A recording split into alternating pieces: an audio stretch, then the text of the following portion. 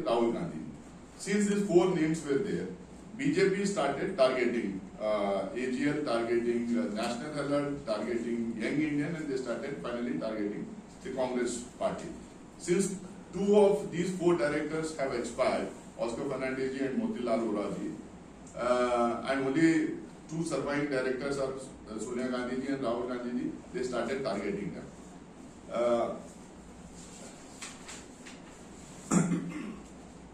Then the allegations that were made by Mr. Subramanian Swamy is that the directors of Young Indian Company have made money laundering cases there.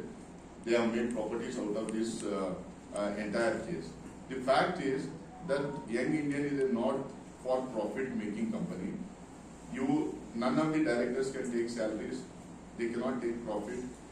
They cannot even take the sitting fees or traveling fees or DA from any of this company, and none has been given. It is there on record.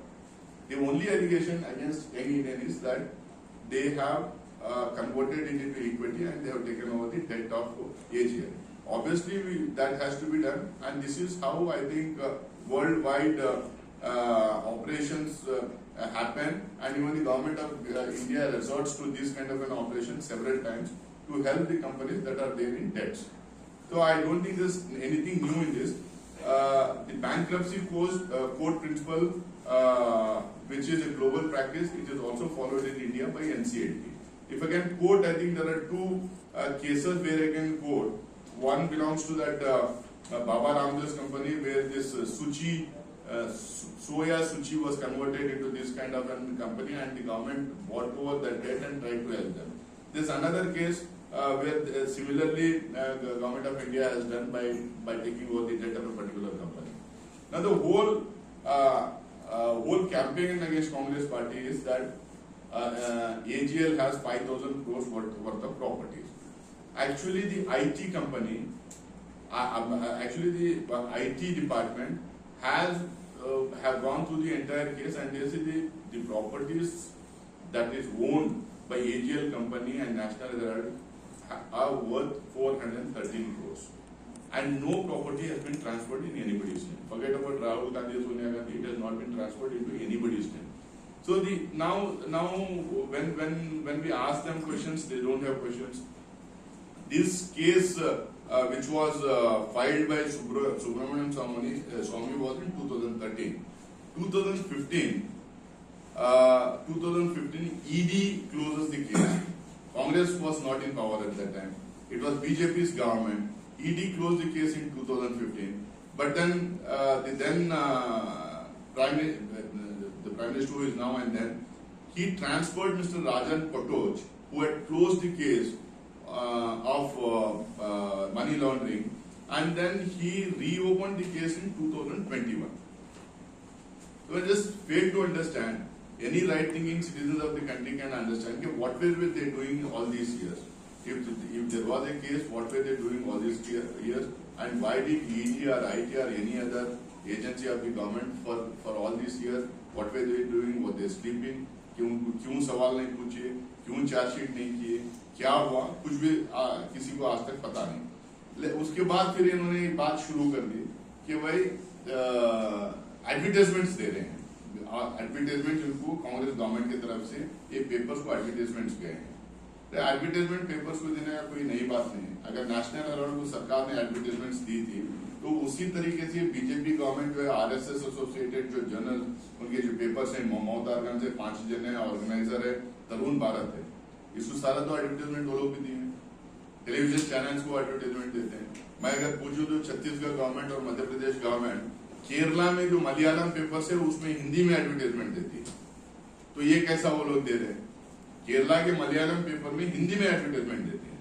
तो अब सवाल सबके सामने ये है कि भाई हम मानेंगे अगर कोई केस इसमें, तो आप हमें बताइए कि पैसा इसमें से कहां गया, किसने किसको पैसा दिया, किसने किसको प्रॉपर्टी दी.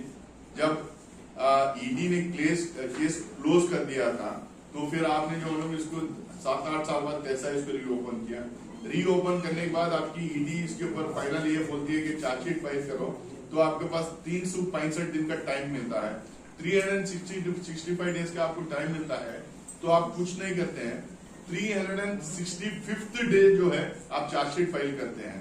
इसका मतलब जो है आपके पास कोई प्रूफ नहीं था, आपके पास कोई ठोस सबूत नहीं था जिसको लेके आप चार्जशीट फाइल कर सकते थे।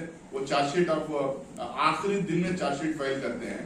तो इससे एकदम साफ मालूम होता है कि भारतीय जनता पार्टी आजादी के आंदोलन के साथ जो जुड़े हुए सारे इंस्टीट्यूशंस, सारे मेमोरीज और सारे अलग अलग तरीके से जो इंस्टीट्यूशंस जो सेटअप किए गए थे हमारे आजादी के आंदोलन के जो नेताओं के थ्रू जो सेटअप किए गए थे, उसको सब डिमोलिश करना चाहती है भारतीय जनता पार्टी, जिसका रोल आजादी के आंदोलन में बिल्कुल नहीं था।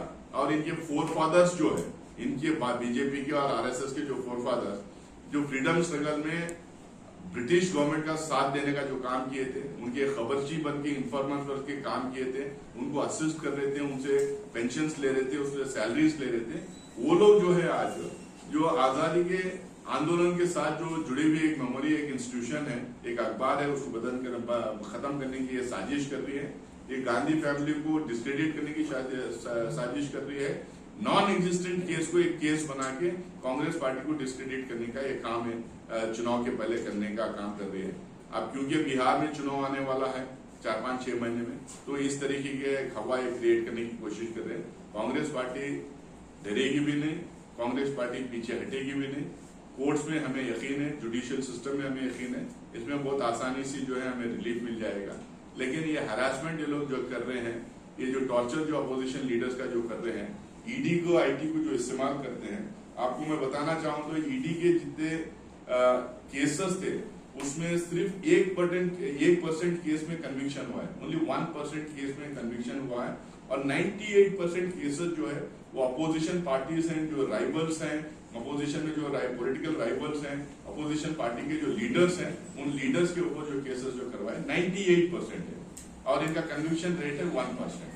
तो ये जिस तरह से सरकारी ऑटोनोमस इंस्टीट्यूशंस को का दुरुपयोग